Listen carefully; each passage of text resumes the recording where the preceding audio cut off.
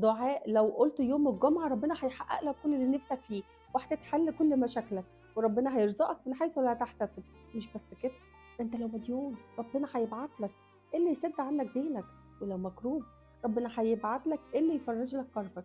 أمّا بقى لو كنت مهموم ربنا هيبعت لك اللي يزيح هَمّك، ولو عندك أي حاجة نِفْسك ربنا يحققها لك، اسمع مني الكلمتين دول ونفذهم زي ما هاقول لك. كلنا عارفين إن يوم الجمعة فيه ساعة مستجاب فيها الدعاء، الساعة دي بتكون تقريبا قبل المغرب بحوالي ساعة.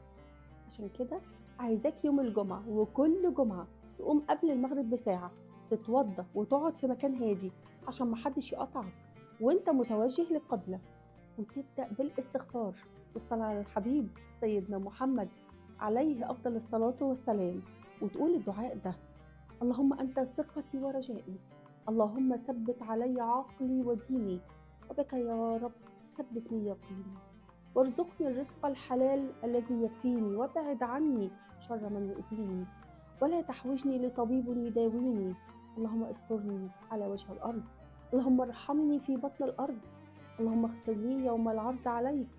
بسم الله الرحمن الرحيم طريقي، والرحمن رفيقي، والرحيم يحرسني من كل شيء يلمسني، اللهم إني أعوذ بك من شر النفاثات في العقد، ومن شر حاسد إذا حسد. اللهم إني عبدك ابن أمتك، ناصيتي بيدك، ماضي في حكمك، عدل في قضاؤك.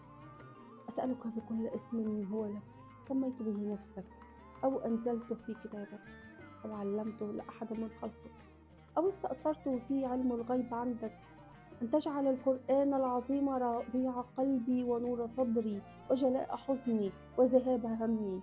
اللهم يا مسهل الشديد، ويا ملين الحديد، ويا منجز الوعيد، أخرجني من حلق الضيق إلى أوسع طريق، بك أدفع ما لا أطيق يا الله.